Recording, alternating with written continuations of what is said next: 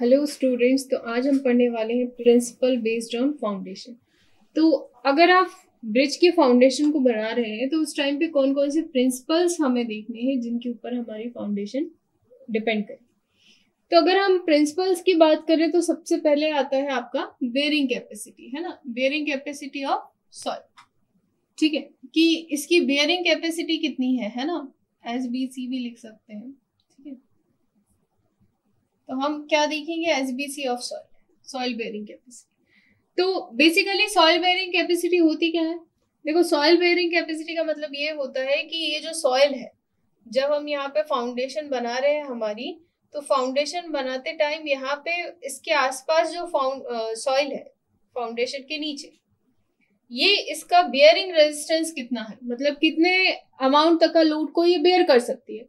इससे ज्यादा certain amount of load अगर अपन ने इस पी की वैल्यू को इंक्रीज करा तो क्या हो जाएगा, यहाँ पे फेलियर आ जाएगा।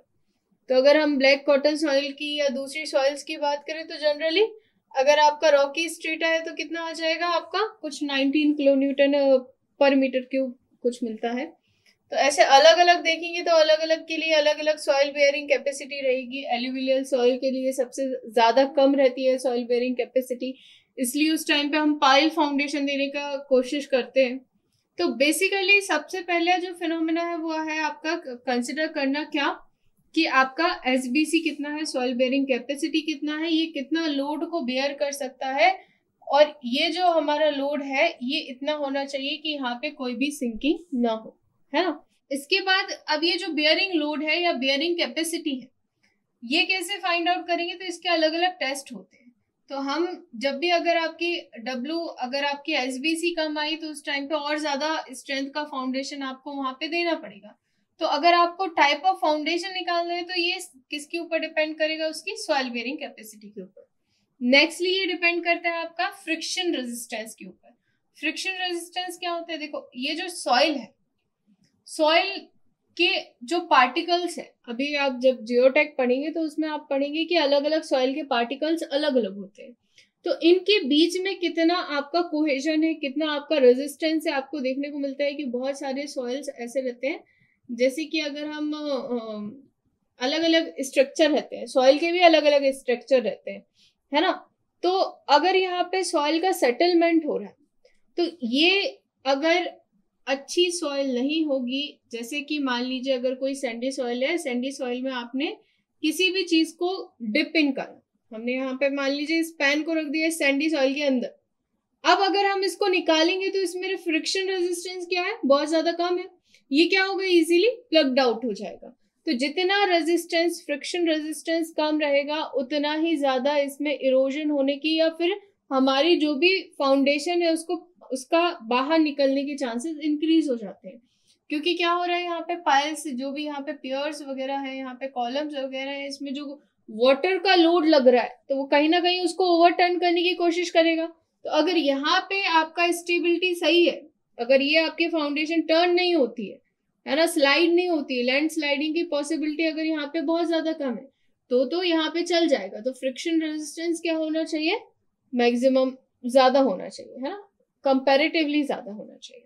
इसके बाद नेक्स्ट हम बात करते हैं स्कोर डेप्थ। स्कोर डेप्थ क्या होता है, इसके बारे में हमने एक अलग से वीडियो भी बनाया है। तो देखो, स्कोर डेप्थ पे कैसा हमारा फाउंडेशन डिपेंड कर रहा है इसको हम यहाँ पे देखेंगे। स्कोर डेप्थ का मतलब हो जाता है कि ये जो आपका डेक है, डेक से लेकर के हमने मान लीजिए कि ये हमारा रिवर है ना, तो ये रिवर का जितना भी मैक्सिमम डेप्थ होगा इसको हम कहेंगे स्कोर डेप्थ। अब ये अगर हम इसकी बात करें तो टाइम के साथ हमने देखा था कि टाइम के साथ अगर हमारा सॉइल इरोजन यहाँ पे बहुत ज्यादा है, सॉइल इरोजन ज्यादा होगा तो क्या होगा, जो नीचे की जो मिट्टी है ना, जो भी सॉइल रहेगी वो वाटर के साथ क्या हो जाएगी, फ्लश आउट हो जाएगी, है ना, it will flow with it. तो अगर फ्लो विथ इट तो यहाँ पे क्या हो जाएगा, आपको देखने को मिलेगा कि इसका डेप्थ क्या हो गया, इंक्रीज हो गया। सेम कंडीशन हमने अगर इस हिसाब से यहाँ पे फाउंडेशन डिजाइन कर दिया तो हमने कहा ठीक है, इतना गहरा है, इधर से हम जो भी हमें डेप्थ लेनी है हम लोग यहाँ से कंसिडर कर लेंगे, ले लेंगे। अब क्या हुआ, इरोजन हो गया, इरोजन हो गया तो क्या हो गया, इसकी डेप्थ बढ़ गई थी, इसकी डेप्थ यहाँ तक आ गई। अब क्या हुआ, यहाँ से फाउंडेशन बाहर दिखने लगा। तो फाउंडेशन अगर बाहर दिख रहा है तो उसमें चांसेस क्या हो जाते हैं, अगर यहाँ पे फाउंडेशन आपका बाहर आ गया, पानी की मिट्टी के बाहर आ गया, मतलब कि इसमें कहीं ना कहीं हाइड्रोलिक प्रेशर अब लगना शुरू हो गया है, कहीं ना कहीं इसमें चांसेस हो गए हैं कि यहाँ पे ये फाउंडेशन को फेल कर सकता है। तो स्कोर डेप्थ भी बहुत ज्यादा वो रखता है, तो हमें मैक्सिमम डेप्थ निकालनी होगी कि अगर इरोजन हो गया, अगर ये ब्रिज 30 ईयर के लिए हम डिजाइन कर रहे हैं तो 30 ईयर के लिए हम लोग फाइंड आउट कर लेंगे कि अगर इसमें इरोजन हो रहा है कि नहीं, पर ईयर कितना इरोजन हो रहा है, 30 ईयर में कितना इरोजन हो जाएगा, तो उसके हिसाब से हम लोग यहाँ पे क्या निकालेंगे, मैक्सिमम डेप्थ निकालेंगे।